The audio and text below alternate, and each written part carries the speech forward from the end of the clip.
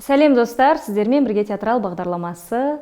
Бүгін бізде қонақта сұлу қыздар, әсем қыздар театрымыздың актрисалары Балжан Зияқұлова және Қаламқас Мелисова. Қошемет! Балжан бізден жоғарғы поколение. Елдос, Мерғат, Наурыз, Данияр, Іңкәр, Балжан бізде 6-аусындар қазір. Қаламқас, енді біз группаласпыз, біздің поколение, өзіміздің. Қаламқас, енді екеуің де қазір декреттен келіп жатырсыңдар. Балжанға біраз болды. Сол жайлы сөйлесе кетейік деп. Содан бастайық. Үзіліс болды ғой енді. Менде де үзіліс болды дегендей. Біздің театрымыздың, қалай айтсам болады, мықты альттары алдарыңызда. Барлық гүрете бәрі Балжан енді дауысы мош. Қаламқасты бәрі кішкентай деп ойлайды. Қаламқас сөйлегенде жерді қопарады. Өзі жіңішке болса да дауысы жуан. Дауысы зор. Сонымен қыздар қалайсыңдар? Жақсы. Мен декреттен келгеніме 1 жыл болып қалды ғой. Уже 1 жыл өтіп кетті. Бір жылға таяп қалды. Осы қазір октябрь ма? 2-3 айдан кейін 1 жыл болды. 1 жыл болады. Маған жақты десем болады. Декреттен келгеннен кейін өзгерістер көп болды. Ойымда да, жұмыста да бір өз-өзімде бір еркіндік пайда болды да. Көп нәрселер өзінен өзі қалатын нәрселер қалып қойды. Білмеймін, бір космический сигнал сияқты бірдеңе болды, шын айтам. Сомен өзіме рахат болды. Білмеймін, әлі істеген нәрседен істемеген нәрсе көп қой, бірақ бір басқаша бір дем пайда болды өзімде. Сол декреттен келгеннен кейін басында енді өзіңде білесің ғой, қорқып кішкене былай. Бірақ ол нәрсенің бәрі үйден басталады екен ғой, үйіңде бәр нәрсе жаңағы реттеулі орында тұрса, бала, шаға, күйеуің бәрі арғарай жұмысың да өзінен өзі кете береді.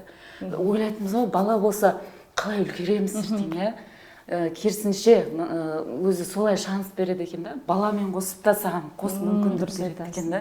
Сол нәрсені сезініп, сонымен ақырын болса да бір бастамамның бар екеніне көзім жетті да. Соған өте қуаныштымын, бақыттымын. Енді ары қарай тек еңбек. Осымен бағдарламамыз аяқталды. Финалда айтып Бірде финалға кетіп қалдың ғой. Өзі алдына жалғай саласың ғой. Мүмкін декретте отырып театрды ерекше сағынып. Өте сағындым. Мен негізі Алматыға кетіп қалдым ғой. Қаламқас айтасың ба? Алматыға кетіп қалдым да, сол үшін келіп бүйтіп жүре алмадым.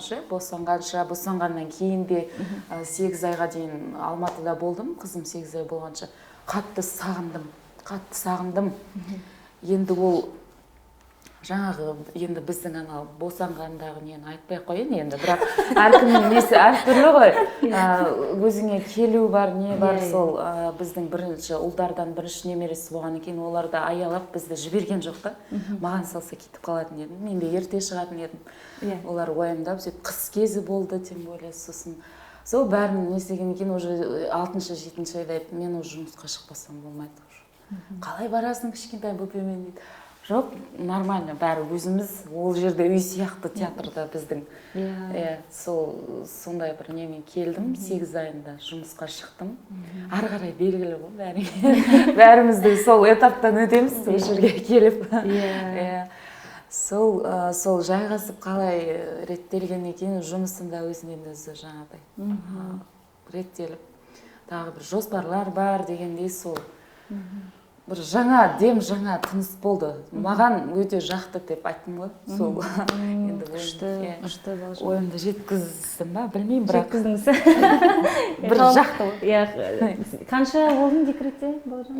Мен 8 айында шықтым. Жүктілікпен қосқанда бір жыл ғой. 1 жыл 2 ай ма сондай. Қалқа?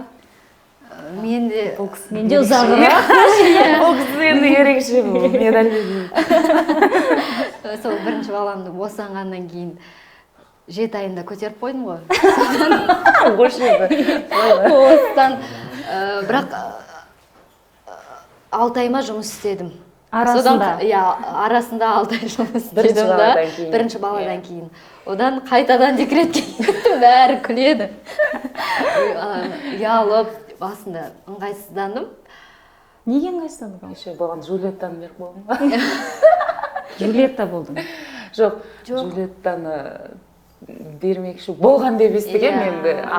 Жаңағы декреттен келген кезде. Сонымен өз басым мен театрда қатты сағындым. Кәдімгі театрдың стористарынан қарап отырамын да, кәдімгі бүйтіп жүрегім бір түрлі болып отырады да. Сон осы жұмысқа шыққан кезде прям қуанып, іштей болады ғой, бір дайындалып, бір ең алғаш жұмысқа келіп жатқандай сондай сезімде болдым да. Өз басым ерекше сағынып келдім театрда. Мен бұрында енді театрда жұмыс істеп жүргенде білінбеген екен. Мен негізі андай театрды қатты жақсы көреді екем. Оған дейін әйтеуір процесспен, спектакльдермен ішінде осының. Иә, осының ішінде жүре бергендіктен аса білінбейді екен де. Ал декретте болғанда прям ерекше білінді.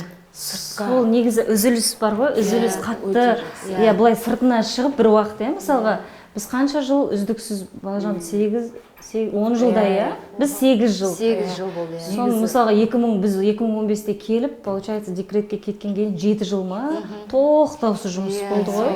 И ол бір момент тоқтап қалғанда сен сыртына шығып, театрды басқа жағынан қарайсың да.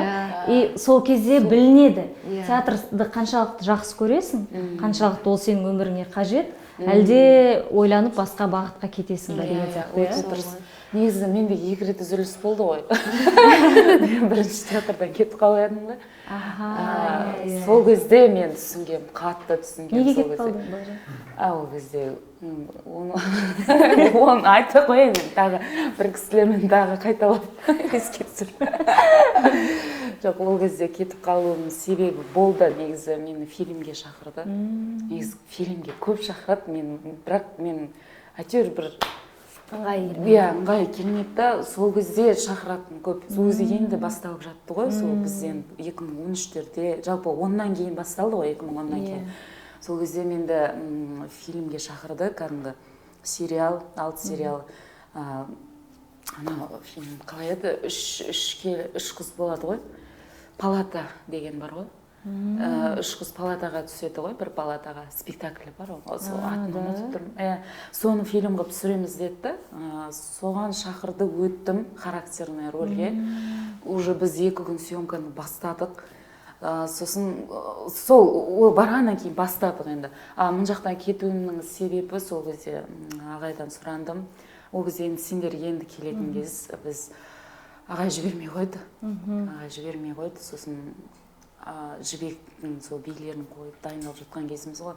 Жібекті дайындап жатырмыз ғой, қайда барасың. Сосын андай процесс болады ғой, бізде енді келгеніміз әлі түсінбейміз да. Қызухан түсінбейміз. Ол кезде дворец школьникта сол жақтамыз. Наука айтып берген шығар алдыңғы неде. Бір гардеробта 5 қыз жатамыз. Гардероб ол гримерка емес. Сондай кездерде сон бәрін біз әлі түсінбей, көтере алмай істеген кезімізде шығар. Ол кезде еще біреу ұрысса, одан сайын дайын тұрсын да, мінезде бар. Сосын сол кезде солай болды. Мен кетіп қалдым енді, ол ананы ары қарай айтпай-ақ қойын, сондай себеппен кетіп қалдым. Сол кезде сумкамызда бәрі сол жерде тұрады ғой, фиолетовый чемодан. Ана жерде ноталарым жинап сумкама салдым да, мен кетіп қалдым. Сосын бәрі аң-таң, ешкім түсінбейді. Сосын Ғазиз апайлар болды ғой кезде. Қайда барасың, Балжан? Квартираға көштің ба дейді. Жоқ, мен кетіп бара жатырмын, жақсы деп. Ешкім түсінбейді, бәрі осылай қалып қойды. Содан кеткеннен 1 жылдан кейін бірақ келдім. Түсіндің, бәрі бір театрсыз. Иә, ол фильм бір себептермен шықпай қалды. Басында біз түстік, марқұм Шолпан апай болды ғой ол кезде. Ана Қалеке театрында істеді. Сол кісі өзі шақырып, ағайдан сұрап алып, сосын уже 2-ші күн съемкадан кейін түнде отырмыз. Сосын екеуміз әңгімелесіп отырмыз, театрың қалай? Мен болды уже жұмыстан кетіп қалдым. Сол кезде қатты ол кісі өзін кінәлап, сен әлі баласың ғой, неге өйтіп айттың, енді былай айтқанда былай жіберер еді ғой деген сияқты. Сондай немен кетіп қалдым. Сосын қатты сағындым, мен жас сахнада істедім, театрды сағынғандан да жас сахнада сендер келіп жүрдіңдер ғой, сол кезде істеп жүрдім. И потом ол жерде ұзақ бір ол кезде де онша бір жақсы процесс болған жоқ та, ол жерде де арендный болғаннан кейін тұрақты емес.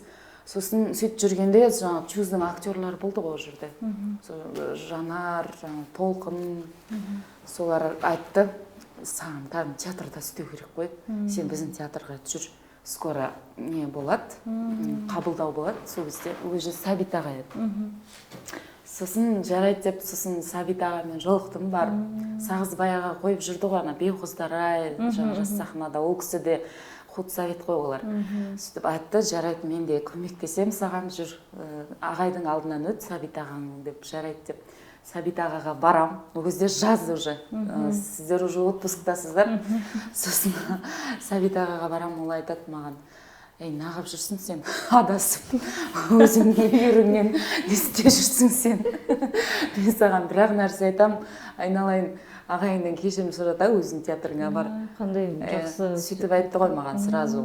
Сен бұл жерде істеп кететініңе күмәнім жоқ, бірақ мен сен тыңдадым да, жалпы сен қайтадан өзің үйіріңе бар дедім. Бара ғой дедім ба? Сөйтіп шығарып салды. Мен енді ренжіп, алмайды ғой ағай, енді ағайды ренжітіп кетіп қалған ғой. Сосын сөйтіп ол кісі айтты, сосын тоқташ, сен ағайыңа звонда да сөйлес. Ағайына кешірім сұра, сенгі балалық қой, кешірмесе де алдынан өт, ертең бізге кіргенде де сен көресің ғой ағайын. Сондықтан сен ағайдың алдынан өт, рұқсатын берсе бар, енді бермеген жағдайда кел деп. Сол кісінің сол сөзі үшін ризамын, сыйлаймын, өте қатты сыйлаймын сол үшін.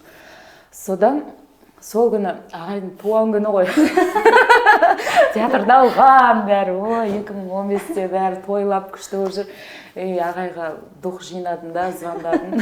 Ағайға звондадым, ағай, на жүрсің, ғана сөйлестік қой бәрін. Ағай құтты болсын деп, ағай басқа, үні басқа, театр алған, бақытты. Сосын жарайдан да ағай сол туған күніңізбен құттықтайын деп, сәлем айтыңыз бәріне, мен сіздерді сағындым дедім ағайға. Сөйтіп ағай үндемей тұрды да, сағынған адам келеді деді. Сосын кейін түсіндім сразу. Мына жеріме жас толып, болды ағай, онда ертең барам дедім. Сөйтіп онда ертең барам дедім. Кел деді ағай. Болды, сонымен әңгіме бітті. Содан Алия екеуміз квартирада тұрамыз. Алияны білесіңдер ғой. Алияға айтам. Ол осы киноға түсіп жүр. Алия, мен как раз квартира төлейтін күніміз ғой. Айдың аяғы ғой. Сосын 25-іне төлейміз. Сосын 24-інде лақтырып бар жатырмын ғой.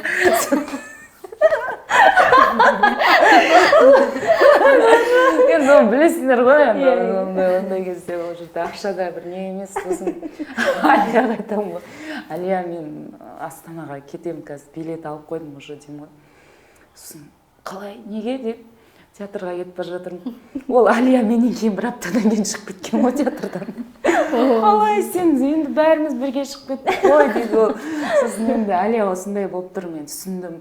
Мен киноға барсам баратын едім ғой. Сен өзің жолың бар, модельсің, актрисасың, кинодасың. Енді мен бәрібір театрды жақсы көреді екен дедім. Содан мә деп ол көз бақырайып қалды. Сосын билетті алдым да, сол күн түнде отырдым, келдім Астанаға.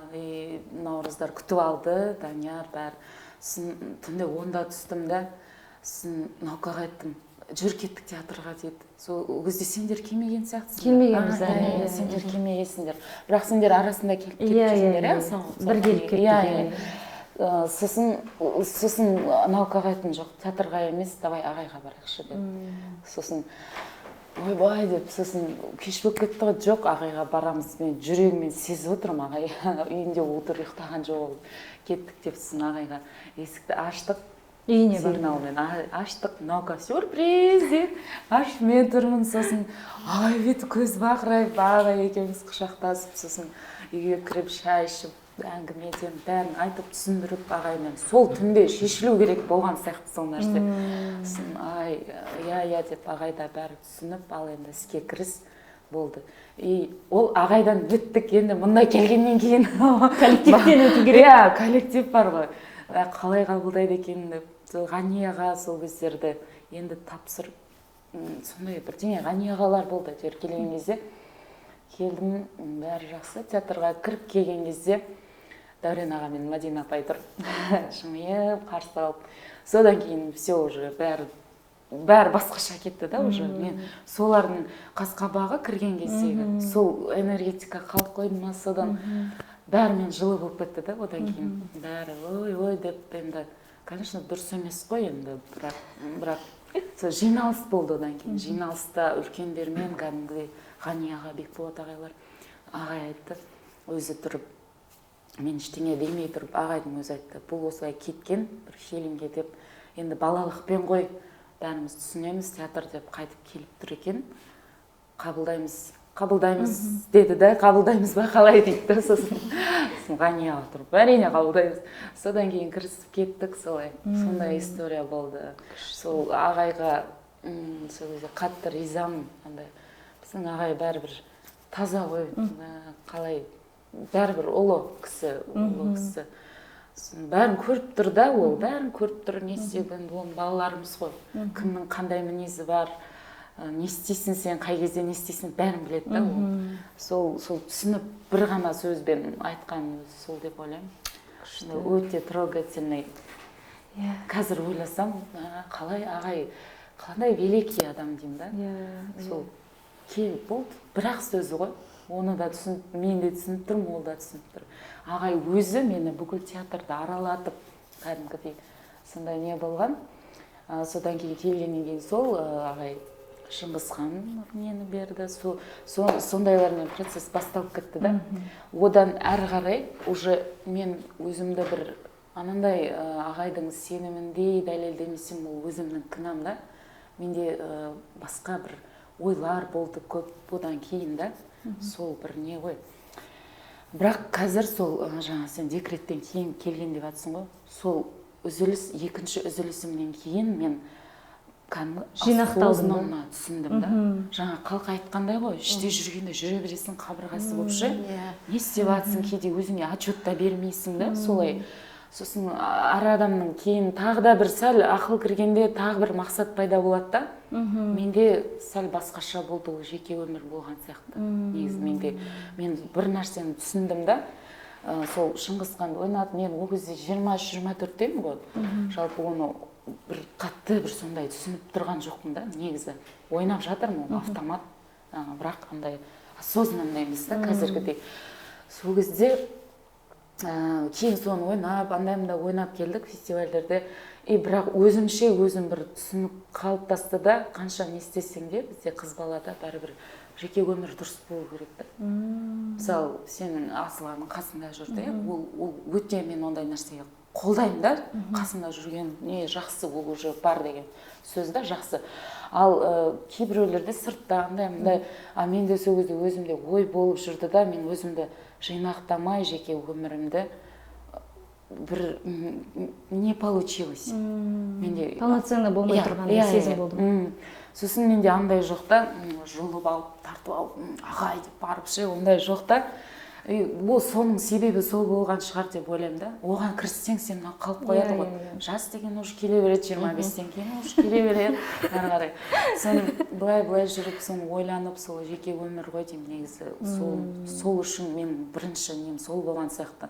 Сосын кез келген қыз дұрыс болған қалайды ғой енді. Жалпы театрда істейтін болсаң, сен уже ар жақтағы өмірің дұрыс болу керек та. А сен басқа болады жігіттер нелер, бірақ ол бәрі келісе бермейді. Түсінбейді біз. Осы түсінбейді дегенді жалғастырып кетсін қаламқас. Сізде қалай болды? Қаламқас жалғастырсын. Сен өзің енді біз келдік, сол кездерге тоже бір шолу айтып жіберсең, қалай басталды деген сияқты. Біз театрға 2015 жылы келдік. 3-ші курстың аяғында бізді ағай практикаға осы Астанаға шақыртып алып келді. Қиын болды ма, оңай болды ма деген сияқты. Ол кезде еске алсақ, өз басым үшін басында қиын болды. Енді жаңағы театрдың системасын түсіне алмай кішкене, спектакльдерде кішкене қиналып, бірақ бәріміз жаңа группамен келгеннен кейін бір-бірімізге қолдау білдіріп, бір-бірімізді білмеген жерімізді үйретіп, бір-бірімізден сұрап, солай өтіп кетті. Әлі есімде жаңа пойызбен бәріміз келдік та, үлкендер бәрі қарсы алып бізді. Театрда Айнұр апайлар, Дәурен ағай, Әділ ағайлар бір жылы қарсы алды да, бәріміз еще тұрғызып танысып еді қой. Бәріміз қай жерден екенімізді. Қиыншылықтар болды. Ол кездерден өттік, жыладық, күлдік. Соның бәрінен әйтеуір өттік. Ең бастысы өттік. Өттік. Бір-біріміздің қолдауымыздың арқасында, еңбегіміздің арқасында ол кезеңдерден өттік. Міне 8 жыл болыпты. Асауға тұсау спектакльмен Татарстанға бардық. Ең бірінші фестивальмен. Бүкіл театр болып мәз біз бәріміз. 10 күн ішінде биді жаттап, күні түні еңбектеніп, солай театрдың қатарына қосылдық. Өз басым қуаныштымын осындай театрда жұмыс істегеніме, осындай әріптестермен жұмыс істегеніме. Осы жерден өмірлік серігін оған қазір келеміз. Қиналған кездерімде мен кеткім келген. Не үшін? Бір андай тоқтатқан не дейсің ғой? Иә, бір андай рөлдер дұрыс шықпай, мен есімде осы қар қызында, білмеймін, сол кезде мен Талдықорғанға кетіп қалдым келді. Талдықорған театрына, мамама звондағам, жылап, мама, мен болды, кетем. Рөлің дұрыс, өзіңнің көңіліңе шықпады. шықпады. Еще өзім андай бір шаршап кеттім ба, болады ғой өзі адам. Бір сондай бір тығырыққа тіреліп қалады да, жаңағы не істерін білмей қалдым, соны жылап мамама звондадым, болды, мен театрдан кетем, Талдықорғанға барып, сол театрға жұмысқа кірем дедім, болды дедім. Өзім жылап отырмын. Біз білмейміз ғой бұны. Не деді? Талғас көп нәрсені сырын аша бермейді, бәрі ішінде. Бірақ жиналған. Иә, өзім жылап, не істерін білмей, мамам шошып кеткен ғой, жарайды енді қызым келді. Не дейді? Иә, не істейді мама. Содан жылап, өзім тағы қимаймын театрда. Өзім ойланып жүрмін. Сол кезде сен Аскө сұрағансың, бір асауға тұсауда настроением болмай, бытышт болып жүргем, сен менен сұрағансың, қалқа саған не болды, не болып жүрсің деп. Ол кезде білдіртпейсің ғой, жоқ, бәрі дұрыс деп, бірақ іштей андай менде арпалыс болды да. Сондай бір момент болды. Сол кезде ойлаймын, мен кетіп қалсам, онда мен қазір театрда отырмас едім, өмірлік серігімді де кездестірмес едім. Білмеймін сол кезде не мені тоқтатқан. Қалдым театрда. Бірақ сондай момент болды менде, өмірімде. Ондай момент бәрінде болатын. Осыдан 4 жыл бұрын. Қар қызында басты рөлді ойнадың. Қар қызы сол болдың, күшті шықты сол спектакль. Өкінішке орай соңғы жылдары сен декретке кетіп қалдың. 4 жыл болды. Соңғы рет 2019 жыл болды. Негізі мықты спектакль, материал мықты, актерлардың мүмкіншілігін көрсететін спектакль. Өте жақсы шыққан. Сол қар қызында Елдос екеуің табыстыңдар ау деймін, Жалпы біз театрға келгенде енді ойладың ба, өмірлік серігің осы театрдың актері Шайкенов Елдос болады? Ойлаған жоқ, менің театрға келгендегі тек қана ойым жұмыс болды ғой. Жоқ, шынымен де. Тек жұмыс. Сендер өз сондай ауырған келген. Прям ондай ойлаған жоқпын балай. Жинақталып. Прям жұмыс. Осылай болып жүрді. Қай сәтте болды? Қай сәтте сезім оты лаулады? Турцияға бардық қойып, бәріміз гастрольмен. Өзі бәрі гастрольде басталады. Сол кезде басталды. Негізі біз Алматыға бардық бірінші. Одан кейін Турцияға кеттік. Сол Алматыға барар кезде автобус. Елдос кешір, қазір барлық секретті ашамыз. Жоқ, сол моментте басталды. Автобус. Жаймен, сөйлесіп, Елдос маған жаймен өзің сезесің ғой негізі. Қай кезде қалжыңдап жатыр, қай жерде шынайып жатыр. Содан басталды. Турцияда сөйлесіп жүрдік. Сонымен 2020 жылы үйлендік. Міне биыл 3 жыл болды.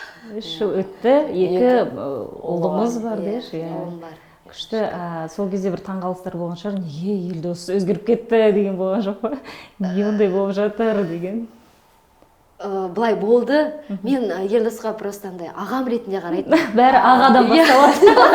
Қалжың жасып. Мен басында ондай қатты мән берген жоқпын. Ойладым, может, жай деп. Былай мән бермеуге тырысып жүрдім. Бір кезде ол жаңағыдай үдеп бара жатыр да. Сонымен Что-то не то деді. что-то не то. Сонымен бір жылдай сөйлесіп жүрдік. Ешкім білген жоқ. Ол деген өте үлкен таңғалыс болды. Бәріміз үшін шок болды бәрі үшін. Ернар ағай бүйтеді ғой, Ернар Жұматаев ағай біздің директорымыз бұрынғы. Қаламқас, сен киллер екенсің дейді ғой. Үндемей жүріп. Киллер екенсің дейді ғой. Енді ағай деп. Я тут при чем дейді. Жалпы өзіңнің идеалың негізі әр қызда болады ғой, идеал мужчина. Негізі Елдоспен сәйкес келген сияқты, өзіңнің ойындағы идеал. Дәл сондай жігіт. Сонымен қатар бір театрда Елдостың қолдауы мықты ғой. Саған актриса ретінде, сонда айта кетсең. Екеуміз бір-біріміз түсінеміз. Аллаға шүкір біз бар ғой, айтсам сенесіздер ме, сенбейсіздер ме? Сенеміз. Осы уақытқа дейін біз тібай міне вообще ұрысып көрмепдік. Мына 3 жылда кәдімгі болады ғой, айғайласып, боқтасып, ондай болмап бізде.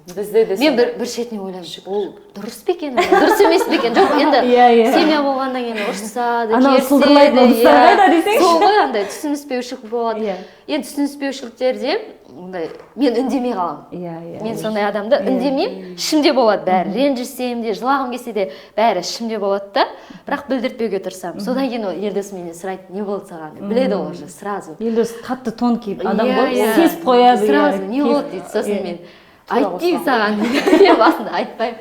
Жоқ, менде бәрі дұрыс дейді. Содан кетемін. Болмаса жазам мен. Ол жақсы способ. Жазам. Бүкіл ойымды жазам. Ол өте жақсы способ. Негізі здоровое отношение дейді ғой, ол сондай қарым-қатынаста ол сөйлесу. Басты нәрсе деп ойлаймын. Айғайласқанда адамдар бір-бірін естімейді ғой. Сен тек қана эмоцияң кетіп жатады. Отырып, жай ғана сөйлесіп, мәселені ашқан кезде бәрі қалпына келеді. Сол біз сөйтіп шешіп аламыз. Айғайласып, ондай боқтасып, ондай сөйлесе білмейді екен негізі көп отбасында. Мен байқағаным осылай. Не болды саған деген сұрақты қоя білмейтіндер бар екен да. Тоқташы, кеш, не болды, отыршы. Міне, осы нәрседен басталады. Ол жігіттер қауымына да көп нәрсе байланысты. Өйткені әйел адам біз эмоциональный дейміз ғой. Эмоция бізде бірінші кетіп қалады, бірақ қаламқаста емес. Қаламқас өте сдержанный. Бұрыннан соңғы қалқа не болды деп отырамыз. Не болды, айтшы жаным. Іште ғой бәрі. Жылап отырады. Бәрі жақсы. Бәрі жақсы емес, бірақ соны сұрай білген адам да ол сенің адамың болып тұр ғой. Екеуің бір-біріңе инь-янь болғансыңдар ғой. Енді сен декретте отырғанда, театрды сағынғанда қолдау мықты болды ма? Саған жұмысқа шық, әлде шықпа деген жағынан. Қолдау болды.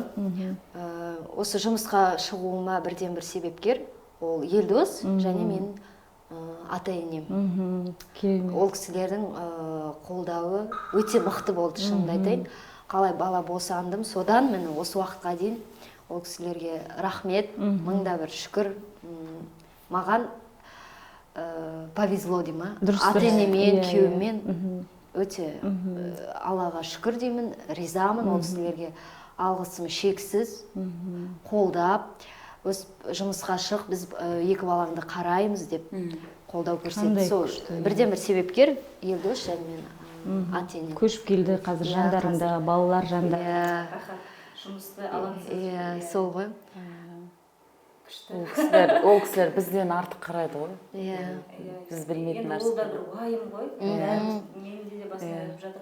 Балаңмен жүрген кезде уайым, театрға тасисың. Жетегінен тартып тұрады. Алаңдап тұрмай деген сияқты ол көмек болып тұрған өте жақсы қыздар үшін. Ал жалпы декреттен кейін жаңа тыныс деп жатырсың. Сенде қандай сезім болды? Декреттен кейін бір суып қалу, әлде керісінше қайтадан екінші дем ашылып келдің ба? Екінші дем ашылды, бірақ андай кішкене қорқыныш болды. Басында солай болды. Қорқыныш, бір тартыншақтанып тұрдым ба, сахнадан кішкене шығып кеткен сияқтымын ба, қалай айтады.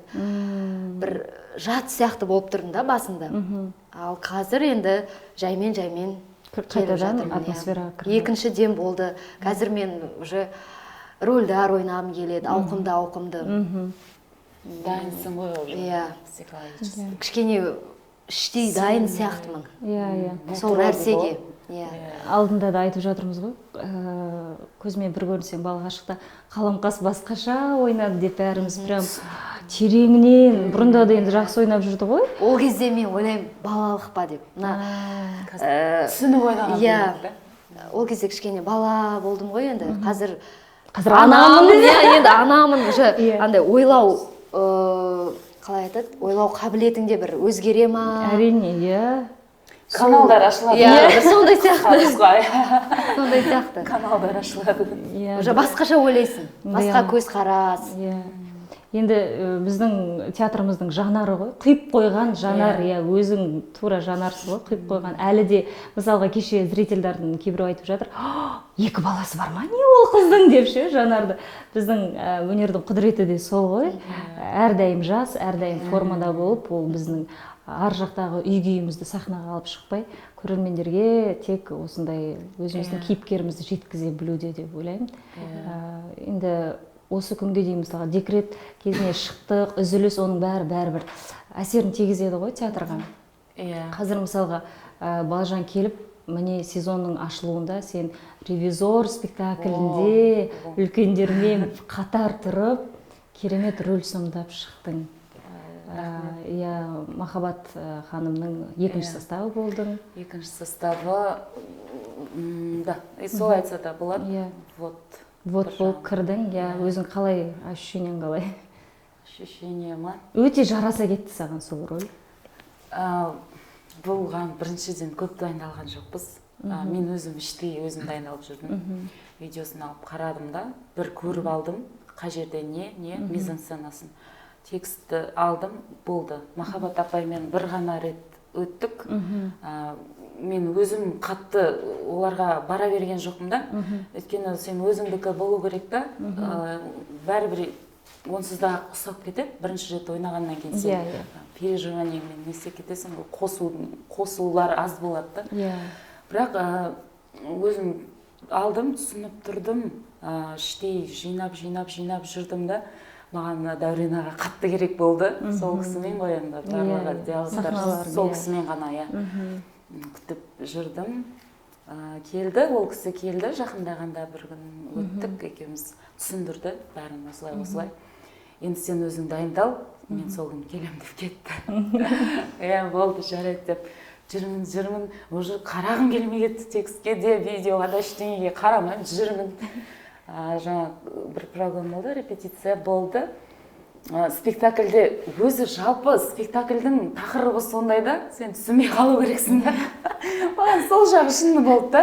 Спектакльінде қалай өткенін білмеймін. Материалында сондай да. Дәурен аға түсіндірген кезде сондай эйфориямен жүреді ғой бәрі, ревизор келген кезде. Страх. Не айтып, не қойғанын білмейді. Вот сен соны енді сахнада ойнадың. Сен мен ойнамаймын, ой, таки солай болады деді. Сосын соны енді жаса деді, жарайды, сол күні сол бір программа болды әйтеуір. Ол кезде де дұрыс сәл нете алмадым, бірақ өте күшті алып шықтым. Спектакльде ол енді жаңағы ана кісілердің несі шығар деп ойлаймын. Аурасы сол жердегі тартып кеткен шығар сол деп ойлаймын да.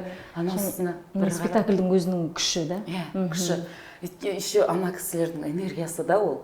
Мен басынан бастап өзімді жинап алдым да. Андай ешқандай не істемей өзімді жинап алдым да. Мұқият прогонда да спектакльде де әр қайсысының ойынына қарап отырдым. Өйткені мен сол волнада, сол неде тұруым керек. Оны мен қарамай қазір өзім барып, ағай айтқандай репетицияда даусымды ақырындат дегендей болып қалмасын деп. Балжан, кішкене басты даусыңды. Сол микшерім жоқ енді. Сол нәрсені бүлдіріп алмайын енді ашылуда үлкендермен өзің білесің ғой қандай жауапкершілік екенін. Содан қарап отырдым бәрін, өзімдікі келгенде уже дайындалып, сөйтіп шығып отырдым. Сол сахнаның құдіреті шығар, Дәурен ағаның да түсіндіргені бар, әйтеуір сонымен шықты. Енді келесі де басқаша болады деп ойлаймын енді. сахна қалай кулиса жабылды, сол кезде түсіндім да. Не істеп, не қойғанымды, не істемегенімді, не жетпей қалды, не артық кетті. Сол кезде түсіндім да, күлген жоқпын мен, күле алмадым вообще. Вообще ол бар ғой, трагедия негізі. Трагифарс деп тұр ғой. Ол вообще комедия емес, анау сұмдық трагедия. Мен ол Анна Андреевнаның басқа жағынан түсіндім да. Дәурен аға когда маған айтты, сол кезде түсіндім, маған өте грустно болды. Негізі ол өте ол жан қайғылы ғой оның тағдыры. Әйелдің несі, ана жерде бәрі алкаш, импотенттер дегендей ой енді. Былай қарасаң, сол нәрсені айтқан кезде көзім бақырайып, күле алмаймын да. Күлмеймін, вообще маған не смешно. Зор. Содан кейін маған Дәурен аға когда түсіндірді, вообще күлкілі емес маған. Шын айтам, күлкілі емес, правонда да маған күлкілі емес. Бұрында алдындары ойнаса каждыйына бүйтіп ахаха деп отыратын еді ғой. Қалай Дәурен аға маған отырып осылай түсіндірген кезде, болды, маған күлкілі емес. Правонда анау Бобчинский, бәрі елдер күліп жатыр, жоқ. Маған күлкілі емес. Каждыйның тағдыры маған қайғылы, и сол жердегі атмосфера маған жалко дейді ғой, сондай болды. Сондай болды. Содан сол айтып тұрмын ғой, жаңағы жабылған кезде түсіндім да. Ай деп қалған кездер болды. Болады ғой. Болды, бірінші рет шыққанда. Бірақ әйтеуір Дәурен аға келіп құтты болсын деген сөздің өзі жетті маған. Соның өзі маған жетіп жатыр. Құтты болсын деп. Енді осы 8 жыл саған 10 жыл болып қалады, Қылжан. Бізде 8 жыл қамқас. Осы күнге дейін енді біраз рөл ойнадың. Қай рөліңді өзіңе қатты жақын көресің? Және осыны мен театрға келгенде, театрдың көрермені, қаламқастың қай рөлін бірінші көру керек? Мен Жанар шығар. Жанар, иә. Менің атым Қожабай. Иә.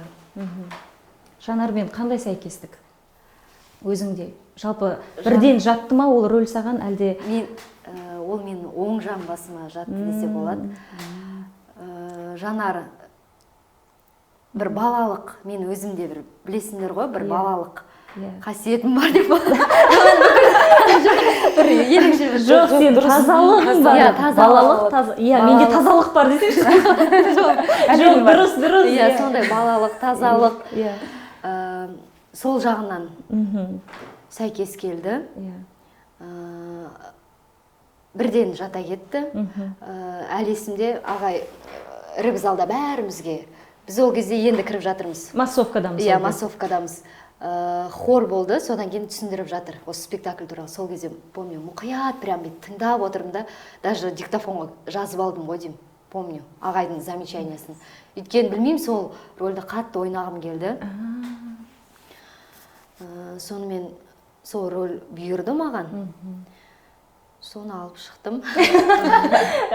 Сен Жанарды Ербол ағамен де партнер болып ойнадың. Мерғатпен, жақында Асылбекпен ойнадың. 3 қожасы бар екен. 3 қожаң бар. Қай актермен саған ыңғайлырақ ойнаған партнер ретінде? Енді олай бөле алмаймын.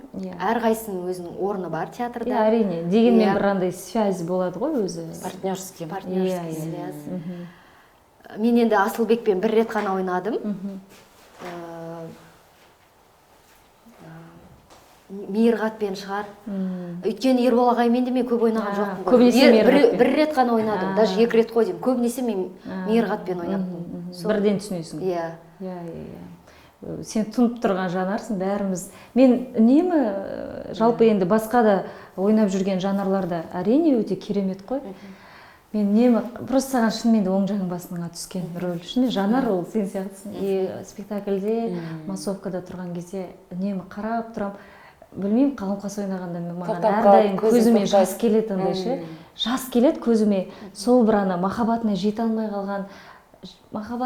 алмай қалған, бой жеткен, бірақ көрсетпейтін тура Қаламқас сен ғой, ішінде бәрі. Айта алмады сезімін қожаға. Бірақ жақсы көріп тұрып, соның бәрі мына жерінде тұрып, Қаламқастың көзі жанып тұрады да, көзі мөлдіреп соны деп, сол кезде өзім қатты әсер аламын, шындығында да. Енді алда мысалға біздің репертуардан қарап жүрсіңдер ғой өздеріңде. Әттең ай осы рөлді, Жанарды қалай армандадың деген сияқты екеуіңде бір сондай сәттер болды ма, осы рөлді маған берсе, ой, болмаса бір спектакль алып жатыр екен, ағай деген кезде бәріміз бүйтіп жүреміз ғой, кішкене күнге береді екен, күнге береді. Сондай рөлдері бар ма жалпы? Осы күнге дейінгі қойылған спектакльдерден? Осы күнге дейін қойылған спектакльдерде менде қатты есіме түспей тұр, бірақ маған негізі жан азабындағы Найман-ана ұнайды.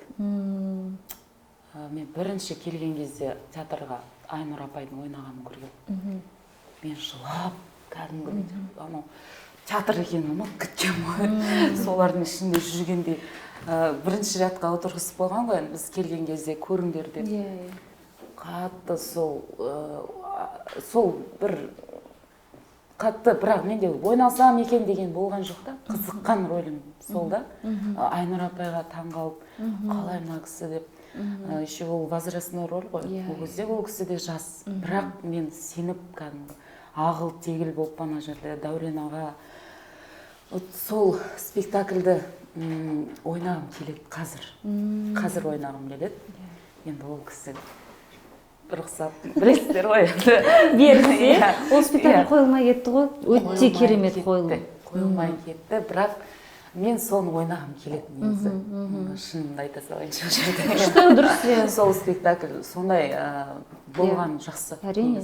Оған, может, ағай біздің әрқашанда жаңартып отырады ғой. Мүмкін сондай бір немен, егер сондай жоспар болса, мен осыны ойнағым келеді деп айта алар едім. Керемет. Әзірше осы. Қалқатай? Мен бір ауқымды рөл ойнағым келеді, андай жан жақтан көрсететін. Өзімді ашылып, мүмкіндігімді көрсететін. Ауқымды рөл. Осы күнге дейін әлі ауқымды рөл ойнамадым деп айтқым келе ма? Солай деп айтуға енді келмейді. Бірақ өзіндай басқа қырымнан ашылатын бір рөлдер болады ғой. Жеп па? Жанымды жеп, қан болған жерде. Өйткені мысалға Қарғызында да нәзік қызсың, өзіңнің болмысыңа сай. Жанар да өзіңдей, тағы да Моцартта да мысалға, Моцарттың қарындасы тоже сондай нәзік қыз. Енді бір көсіліп ойнайтын. Басқа қырымнан. Менде солай болды ғой, ревизорда бермей жатқан кезде менде іштей өзімде сондай болды да. Бір анау жарып жыртып, бір күн Дәурен ағамен бір спектакльден бір келе жатқанбыз, сондай тема болып кетті, тақырыптар. Ой, бір менде сондай айтып қалдым да, сөздің ішінде өзім бір сондай бір рөлдер болса екен. Соның алдында Зарина келіп кетті. Сол Заринаның спектаклін көріп келе жатқанбыз, негізі мықты актриса. Бір бүйтіп просто өзім сондай рөлдерден көргім келеді, көбірек көргім келеді сондай актрисаларды. Шіркін-ай, мен де соның бірімін ғой деп өзімен өзім қуып отырғам ғой. Содан деп күліп кеттік. Сол көп ұзамай Махаббат апай маған сеніп тапсырды. Ол ешкіммен ақылдасқанда нәрсе емес. Ол кісі айтты маған, давай сен қолынан келеді, мен саған батамды бердім. Көп рахмет. Мен бір несі рөлдің возрастныйға қарамаймын. Егер ол маған актриса ретінде мен өзім ішкі нәрсемді қалай келіп тұрса, мен таңдамаймын ондай нәрсені. Сондай нәрсе Шыңғысханда болған, бірақ ол кезде айттым ғой, кішкене болдықта сәл. Қазір ойнасаң уже басқа болады да. Ана ревизорда солай болды. Негізі ойлаймын, көп актрисалар бәрібір ойнайсың ғой, жасыңмен, уақытыңмен, бірақ бір келеді да момент сондай. Қысқа болса да бір жар бәрін жібергің келеді. Сондай нәрсе ғой қалқан айтып отырғаны, саған да келсін енді. Сондай рөлдер болса екен әр актрисада, өзің армандаған. Әрине, бір басты рөлді ойнайтын спектакльдер бұйырсын деп тілеймін. Өйткені возможностьтарың мықты, екеуіңде ән айтасыңдар, Балжан сен саксофонда ойнайсың. Жалпы декреттен кейін келгенде театрдан бір қандай да бір өзгеріс байқадыңдар ма? Қандай театр деңгейде жүр екен деген сияқты болды ма? Енді болады ғой көзқарастар, деп қазір осылай ма деген сияқты болған жоқ па? Жоқ, менде ешқандай өзгеріс болған жоқ, бірақ бір ғана тілек бар да ішімде. Андай біз ауқымды бізде мүмкіндік көп қой, вокалда бар, әншіде бар, бәрі бар, бишіде бар. Соның бәрін жинап бір андай не керек та, жаратын спектакль керек та. Сондай жаңа жібек деп айтты ғой соңғы рет Дәурен аға. Вот содан да асырып кететін мүмкіндік бар да, қазір жастар да келіп жатыр, алдыңғыларда уже опыт бар деген сияқты ше. Соны бәрін біріктіріп жару керек қой. Сондай нәрсе, мен тілегім сол ше. Сол нәрсе шығар менің жаңа ревизордың алдында да айтып жүргенім ше. Бір жарып, жыртылып, жүгіріп, құлап, аунап, терлеп, сондай нәрсе болса ғой жүрген, бақырып деп, сол нәрсе, жалпы ол менің ішіндегі нәрсе да, тілегім де сол да, өзіме тілеген нәрсе ол театрға да несесің ғой, сондай нәрсе керек та қазір бізге, мә деп. Мә саған осы дейтінге. Дальше дейсің ғой. Дальше керек сияқты. Соған қарап тұрасында мүмкіндік бар да. Бәрі жүрген талантты біздің жастардың, балалардың бәрі талантты. Тек қана сондай бір материал керек. Қойып бәрін салют жасайтын. Сол керек деп ойлаймын. Мен тілегім сол. Сондай болса екен. Оған да келеді деп ойлаймын. Қазір осындай этап шығар, бәрінен өтеді. Бір кезде тыныш болып қалады, бір кезде салют болады. Әрине. Сол салютке келу керек сияқты. Келе жатқан сияқты. Келу керек. Мен тілегім сол. Былайша қатты олай өзгеріс. Мен үшін қатты өзгеріс байқаған жоқ. Негізі кетіп келгеннен кейін дәл сол коллегаға қайтып кіріп кетесің ғой, как будто кетпеген сияқты. Дәл сол сезіммен келесің. Ол біздің ортамыздың да мықтылығы да, бауыр сияқты бір-бірімен ешкім былай бүйтіп қарамайды. Бұл келін бе, давай, мынау сенің ғой, айта сал. Болды, сен одан кейін өзіңді бөлек сезінбейсің ғой. Қалқанау сенің партияң еді ғой, болды, деп кете бересің. Сол нәрсе да. Енді жаңа айтып жатырсыңдар ғой, ағайдан сен де Қаламқаста мынаны ойнайыншы деп сұрайтын актрисалардың, вообще бізде ешқандай актриса ондай емес қой, менің деп. Бірақ қазір енді уақыты келді деп ойламайсыңдар ма? Мысалы, қалқа уже ауқымды рөл ойнағым келді деп жатырсың. Енді өзіңді заявить етіп, мен можно я попробую вот это деп айтуға дайынсың ба? Ағайға. Мен алып көрсем бола ма деген сияқты. Дайынмын деп ойлаймын. Қашан айтайын деп жатсың? Осы бар да программадан кейін. Ағайын кабинетіне тұрдық қалқа. Мен дайынмын. Мен асау-матсауды ойнайын деп едім десеңші, бірден. Ой бар, ағай. Үйтіп отырып қалатын жат. 10 минут үндемейін. 10 минут үндесіңдік па? Дайынсыңдар. Бұйырса. Бізге келгенде академияға бәріміз, енді бір-бірімізді білеміз ғой, Қаламқас тоже скромно келді, үндемейді. Бірақ деген этюдтың бәрін Қаламқас жасайтын біздің группада. Ең бірінші шығады. Шыға беретін ғой этюдқа. Шыға береді. Қаламқас қана дайында өйткені мықты ответственный болатын. Жалпы актриса болуды кішкентай кезіңнен армандадың ба? Иә, мен бала кезімнен өнерге келгім келді. 11-ші сыныпты бітіргеннен кейін осы академияға оқуға түстім.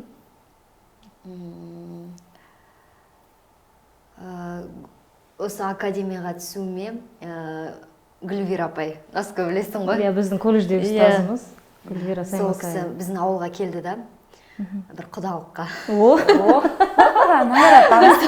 Құдалыққа танысқан. Иә, содан сол жерде танысып, енді біздің құдамыз ғой, сол кісі жаңа көмектесті. Дайындады ма? Иә, дайындады. Проза, поэзия, үйіне барып, ол кісі қалай оқу керек, ән, барлығын, этюд бәрін дайындап, сонымен жаңағы экзаменді тапсырып, сөйтіп ағайдың курсына түстім. Бірақ бірінші жыл мені білесің ғой, Наско оқудан шығарып жіберді. Ағайға біз айтып. Иә, сонымен 3 жылдың арасында мен ғанам ғой қыздардан. Жарамайсың, сен үлгере алмайсың деп. Хотя, бірақ ол кезде неге ондай ситуация болған, мен әлі что-то не помню. Негізі, сол жаңа менше мен, мүмкін. Талант бар да, кейбір балалар алғырлық кішкене үлгере алмадым да. Мектептен келдім ғой мен. Басында түсіне алмадым. Ілесе алмай.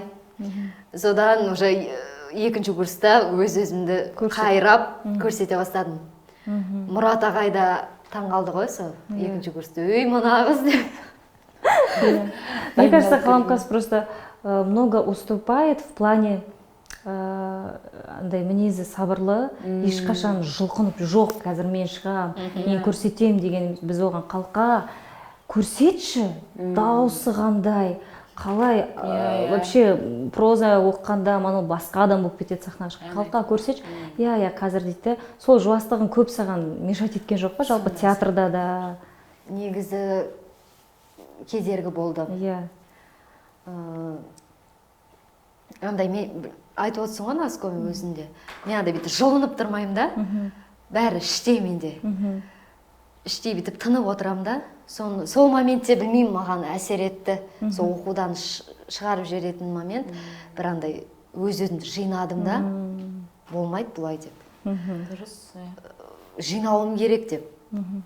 Содан өз-өзім қайрап, жұмыс жасап. Негізі сондай жақсы ше. Сол момент болды ғой. Мүмкіндік береді да солай саған. Сол мүмкіндіктен өтіп ары қарай кетсең, жол ары қарай кете бересің.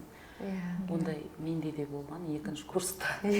Сол кезде басылып қалмау керек дейсің. Иә, басылып қалмау керек та. Ары қарай кету керек. Өз-өзімді көтеріп, қайрап іштей алға кету керек деп қана. Мотивация. Иә, мотивация.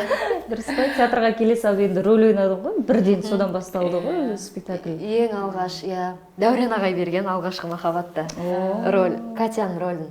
Әлі есімде реп-залда бәріміз тренаж жасап болдық па, бүйтіп болды да, содан кейін хор болатын болды ғой деймін, тренаждан кейін отырмын. И Дәурен ағай, білесіңдер ғой, ақырындап келді қасыма келіп. Қалқа осыған дайындал деді. Осы ана жерде прям қуанып кеттім, не айтарым білмеймін. Аха, жақсы дедім да. Сол кезде ең алғаш Дәурен ағайдың спектаклінде, алғашқы махаббат спектакліндегі Катя рөлін алғам. Содан кейін Бейбіт ағайдың ертегі. Алтын балапан. Иә, одан бұрын Моцартты ойнадым. Моцарт мюзиклінде. Моцарт, иә, ол біздің дипломный спектакліміз болды. Сонымен келдік, сонымен көріндік десеңші. Дұрыс, бәрін жаңа әңгіме барысында барлығында айтып отырсыңдар. Дәурен ағаның негізі көмегі көп та. Иә, көп. Актерларды қолдауда, ол кісі это умеет. Мысалы, алғашқы рөлім сол театрға қайтып келген кездегі Дәурен аға спектаклі бол, іздеп таптым сені. Маған берген кезде мен сенбеймін ғой. Мағандай пьеса алып келіп тұрды. Балжан көр деп. Өздері процесс бастап жүрген енді, іңкәр оқып жүрді. Бұл кезде бірақ мен мән берген жоқпын. Мағындай пьесаны әкеп қойып жүретін іңкәр. Содан бір 2 ай өткеннен кейін ба маған берді. Екінші состав ба. Сосын алма дайындал деп, оқып кел деп.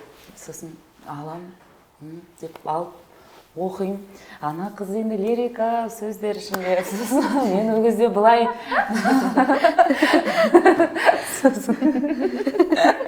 Сосын күле беремін, оқып жартысын оқыған жоқпын сосын. Болды, болмайды мынау деп өзім шешім алды қоғам. Табиғатыма келмейді деп. Дәурен аға дұрыс бермеген ғой маған. Шатасып кеткен деп. Мен ол кезде андай рөл таласу, рөл алу, рөл сұрау, ондай жоқ қой, театрға келгеніме мәзбін ғой мен. Болды, осының ішінде жүргеніме мәзбін. Содан жартысын оқымай қоя салдым. Сосын іңкәрге айтамын, іңкәр маған беріпті. Сосын я саған берем деп айтқан деп. Деп, мен келмеймін ғой, қуасыңдар ма деп сөйтем ғой. Сосын Дәурен ағаға ертесіне барам, Житкаға ертеңіне. Сосын ал оқып келдің ба дейді ол. Сосын Дәурен ағам маған келмейтін сияқты что-то деп. Неге деп күледі, прикол ұстап маған. Неге келмейді, келеді. Енді мынау нәзік қыз ғой, енді кішкене нәзік қыздарға бермейсің дейді. Кім айтты енді ол қатып қалған, ондай жоқ. Может ол дерзкий қыз шығар, может ол ұста қыз шығар, балға алып, ботинке жөндейтін енді. Бұл соны айтып жатыр да сен сияқты шығарма жолды неше түрлі стереотип болмау керек. Иә, сол нәрсені түсінбей тұрмын ғой ол кезде мен. Сосын ол солай айтады, одан сайын бәрі күліп, жоқ, что-то болмайтын сияқты аға деп мен солай отырмын. Бұл оқыдың ба дейді. Жоқ, мен жартысын ғана оқыдым. Бұл оқып кел, 2 күннен кейін келесің деп солай жіберді. 2 күннен кейін оқып келіп, сол Дәурен ағамен жұмыс жасап, оны түсініп, ол үлкен маған бір мотивация, да? Мотивация и лестница. Баспалдақ болды ма? Иә. Бір басқа қадам, иә. Келіп сондай үлкен рөл алып, біраз жұмыс жасады, Дәурен аға түсіндірді.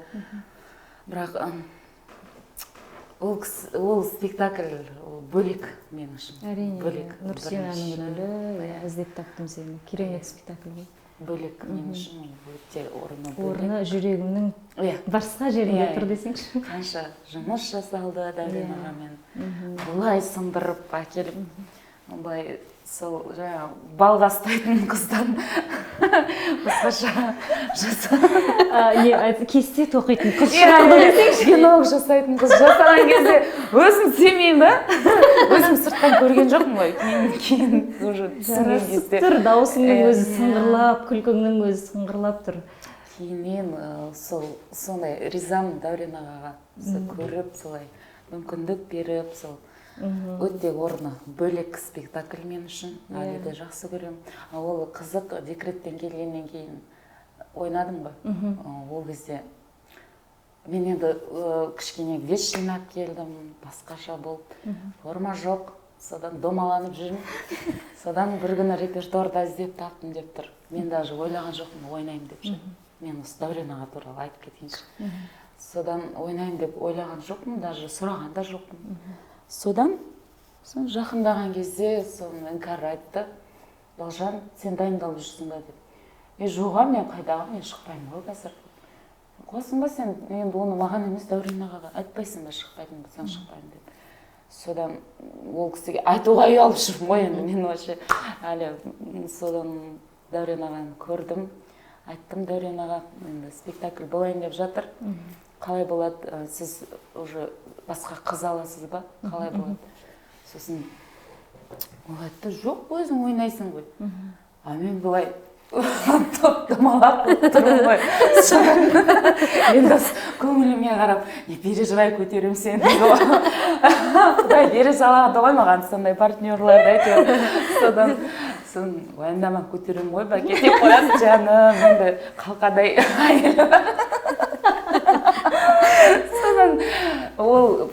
содан Дәурен аға тұрды, жоқ, өзің ойнайсың, болды деп дайындал деді. Содан баламды жаңа апрель болды ғой, да? Апрель, март аяғында 20 күн уақытымыз бар, не керек қысқасы. Содан Дәурен аға кетті, ол кезде жаңа Қуанышбаевқа қойып жүрген спектакль. 25 күннен кейін кездесеміз ғой Дәурен ағамен. Содан кейін дайындалып кеткеннен кейін 25 күнде мен ровно 10 кило тастап келем. Қарайды, күледі маған қарап Дәурен аға. Прям дайындалдың, специально сол үшін тастадың.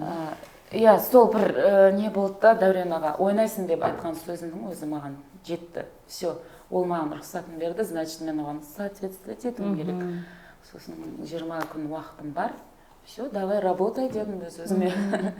Сонда 20 күнде, негізі өзіңнің ішіңде ғой желаниең. И оған да кейде андай болады да, бір себеп та, сондай өзің жылт ете қалған, сені түсініп тұрғандығы сол. Сенімі ғой, сенімі мықты күш береді. Может, басқа біреу болса, басқа бір режиссер болса, сен әлі формада емессің ғой, қоя тұр деп айтуы мүмкін да. Ол кісі біліп тұр да менің қатты жақсы көретін ол спектакльді, қаншақты ойнағым келетін, тем более декреттен келгеннен кейін білесің ғой, ішіңде тұрады бәрі. Содан соның бәрін енді бір сөзбен ғана ойнайсың деп айтты. Мен де түсіндім, соған дайындалып. Сол енді қолдан келгенше 2 реттен кейін соны ойнап көрдік. Үлкен рахмет қыздар, сендерді жаңа қырларыңнан аша алсам, біздің көрермендер сендермен, сендер инстаграмда да активный емессіңдер мысалы, кішкене активный болу керек. Алқа, Балжан, кішкене біздің көрермендер актерлармен жақынырақ танысқысы келеді, көргісі келеді, тынысын бірге.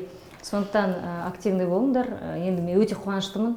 Өзіміздің, енді менің группаластарым, біздің поколение бірге өстік, қайтадан келіп жатқандарыңа, толықсып жатқанымызға, өйткені орындарың әрқайсың ерекше бөлек. Үлкен рахмет бүгінгі сұхбатқа. Мен бір тілек айта салайыншы, сенің бағдарламаңа, сенің жұмысыңа, осы театрдың несіне.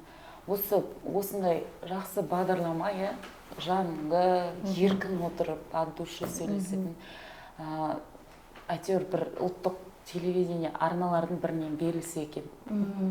Осылай қайдағы бір нелерді, сұрақтарды қоя бермей, енді мен бір айдың ішінде 3-ші передачам келіп отырған. Көрдің ба, деп па, декреттен кейін қалай мен ашылғам деп. Уже 3 передачадан келдім. Бір айда. Соның ішінде рахаттан отырған жерім осы. Ой, рахмет. Назерке, саған тілеймін осындай басталып кетті ғой енді, осындай әрбір ісің ұқыпты, тиянақты, жаңа енді көпшілікке аудитория үлкейсін, телевидениедан берсін деп тілеймін. Әбден лайықты, шын айтам, әбден лайықты. Прям әркімге еркіндік беріп, шынымен сырласып, сөйлесіп, ол деген үлкен ең бірінші адамгершілік ол. Журналистер үшін. Рахмет.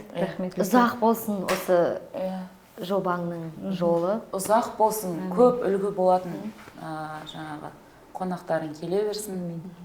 Әртіс. Рахмет. Енді біздің көрермендерге айтатын тілек, лебіз, пожеланияларың болса, айтып жіберсеңдер, мархабат. Көрермендерге бәріне жақсылық тілейміз. Ең бірінші әрбіріңізге бақыт тілеймін. Адам бақытты болу керек өмірде. Әрбір адам бақытты болу керек, өзін бақытты ете білу керек. Және махаббаттарыңыз таусылмасын ешқашан. Қалқа? Ойым жинақталмай қалдым. Жалпы көрермендерге, өзіміздің театрдың көрермендеріне, не айтқың келеді? Осы бағдарламаны әрдайым көріп, қолдап жүріңіздер. Біздің театрға келіңіздер, әрдайым есігіміз ашық. Біз сіздерді қуана қарсы аламыз. Осындай адал, бізді жақсы көріп сүйетін көрермендеріміз көп болсын. Ой, бәрекелді. Рахмет, қыздар. Достар, бізбен болғандарыңызға үлкен рахмет. Міндетті түрде жазылыңыздар, комментарий қалдырыңыздар. Келесі сұхбатта кездескенше.